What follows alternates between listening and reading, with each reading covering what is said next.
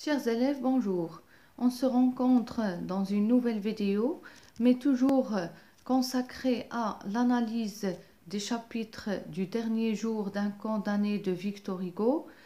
Après avoir parlé des souffrances physiques et morales du condamné à mort dans le chapitre 1, et après avoir comparé sa vie heureuse au passé et sa vie malheureuse au présent, on passe au test de lecture du chapitre 2.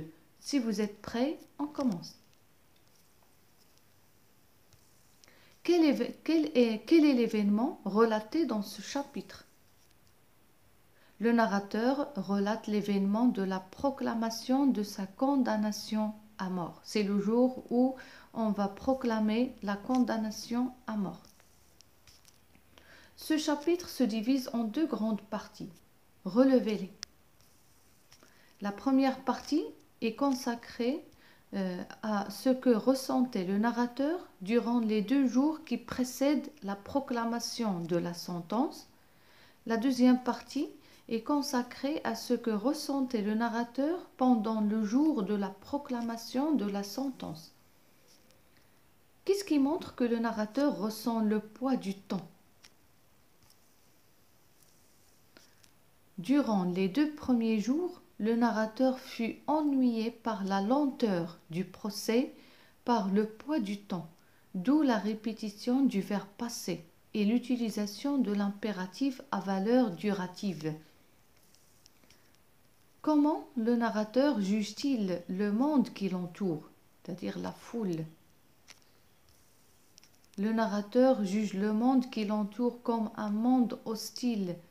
Cette hostilité est soulignée par le recours au pluriel et la figure stylistique de l'énumération.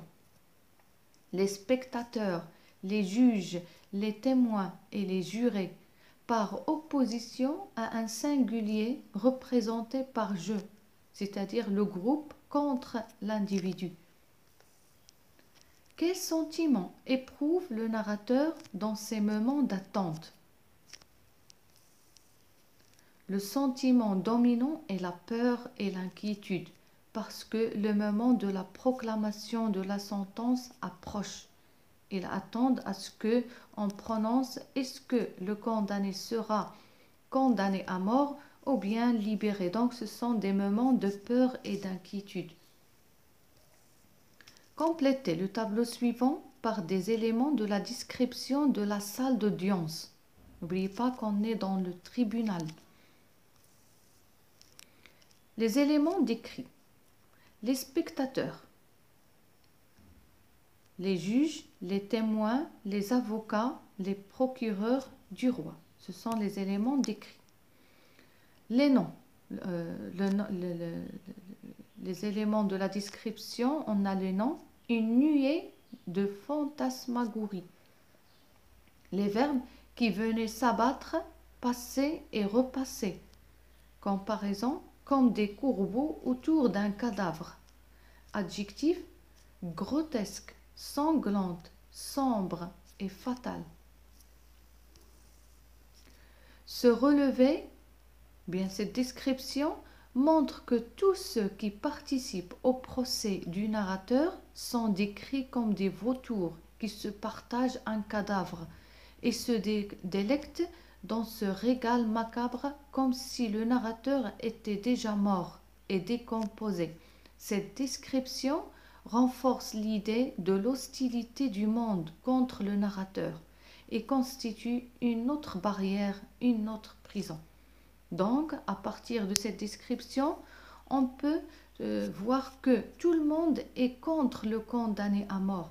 On le voit déjà comme un cadavre, comme une personne exécutée. Personne n'est avec le condamné à mort. Qu'est-il arrivé au narrateur à la fin des 2 premières nuits de son procès? Le narrateur n'a pas dormi durant les 2 premières nuits parce qu'il avait peur de la sentence. Qu'a fait le narrateur une fois remis dans sa cellule? Quand le narrateur fut remis la 3e nuit dans sa cellule, Il a dormi profondément parce qu'il était fatigué et épuisé. Il a connu un moment de repos et d'oubli. Quels sont les sens à travers lesquels le narrateur communique avec le monde? Dites pourquoi. Les deux sens les plus sollicités sont la vue et l'ouïe. Ce sont les deux sens qui relient le narrateur à la vie. Retranché dans sa cellule, le narrateur ne communique avec le monde qu'à travers ces deux sens, parce qu'ils constituent une échappatoire à l'idée de l'emprisonnement. Comment la salle d'audience est-elle décrite?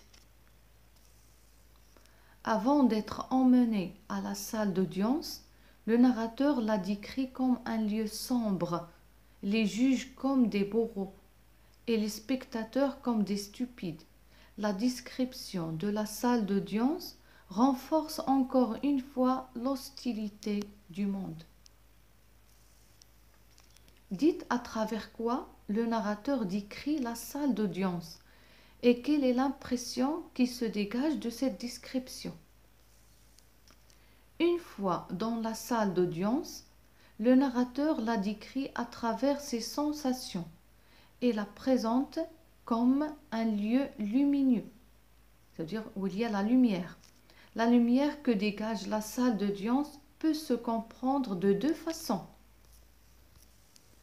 D'abord, il y a la lumière ambiante qui attire l'attention du narrateur parce qu'il était dans l'obscurité de la cellule.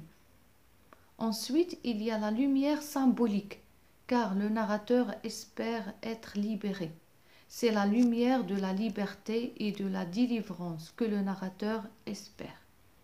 Donc, il y a la lumière de la nature qui entre à travers la fenêtre et qui a impressionné le narrateur parce qu'il a passé beaucoup de temps dans la prison, dans sa cellule qui est noire. Et il y a une lumière symbolique, c'est la lumière de la liberté. Il espère et souhaite être libre.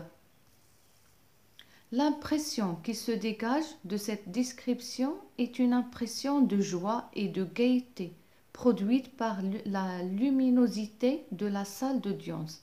Cette lumière qui n'est pas ordinaire est projection des sentiments du narrateur sur son environnement. La description de la salle d'audience faite le jour du verdict, le jour où on va prononcer la condamnation à mort. Les éléments décrits.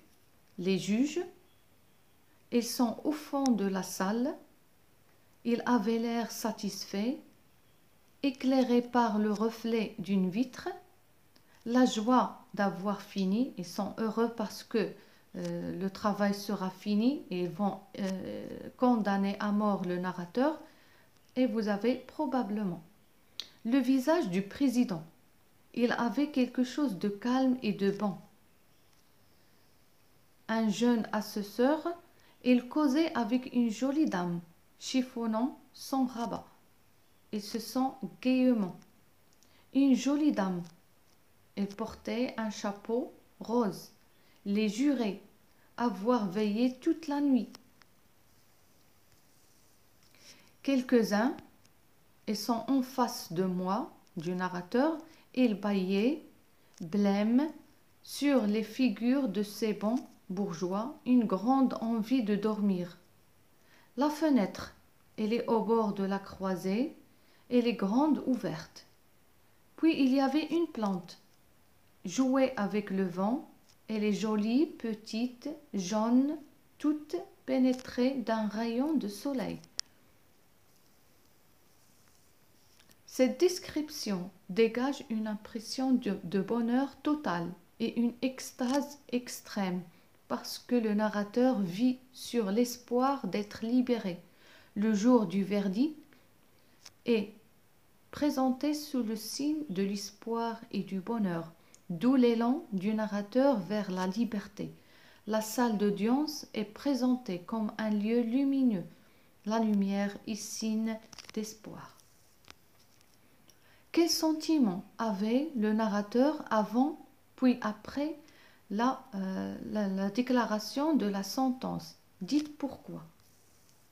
Avant la proclamation, le narrateur avait un sentiment de joie et de bonheur, car il avait confiance en les jurés. Mais après la proclamation de la condamnation à mort, il était choqué et effondré parce qu'il n'avait plus l'espoir d'être un jour libéré.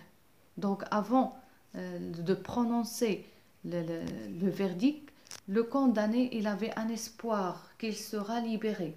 Mais après avoir prononcé le verdict, il avait perdu tout espoir de se libérer. Relevez une image qui illustre l'effet de la sentence sur le narrateur. L'effondrement interne du narrateur est représenté par l'image de l'effondrement d'un édifice. Ça veut dire ils se sont détruits. Montrez que le narrateur projette sur l'environnement qui l'entoure ce qu'il ressent intérieurement. Le narrateur projette sur le monde qui l'entoure ses sentiments, car il voyait ce monde enchantant avant la proclamation de sa condamnation, mais asphyxiant, étouffant, pâle et lugubre après la proclamation de la condamnation. Rien ne m'apparaissait plus sous le même aspect qu'auparavant. Ça veut dire après la proclamation de sa condamnation, tout a changé.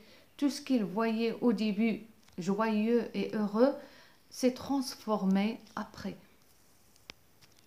Avant la proclamation de la condamnation à mort, je m'étais senti respirer, palpiter, vivre, mais après la proclamation de la condamnation à mort, je distinguais comme une clôture entre le monde et moi, blanc et pâle, couleur de linceul. Ces hommes, ces femmes, ces enfants, je leur trouvais des airs de fantômes.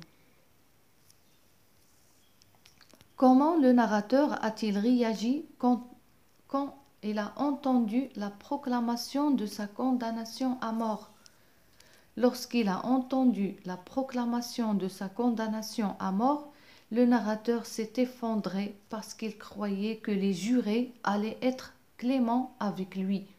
Malheureusement, ils n'ont pas pris en considération son éducation ni sa situation familiale.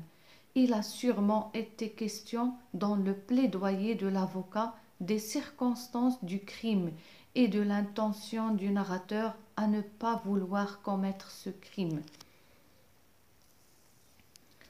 J'espère que ce chapitre 2 était clair et vous avez senti le degré de souffrance du narrateur en attendant sa proclamation de sa condamnation à mort et même après sa condamnation à mort.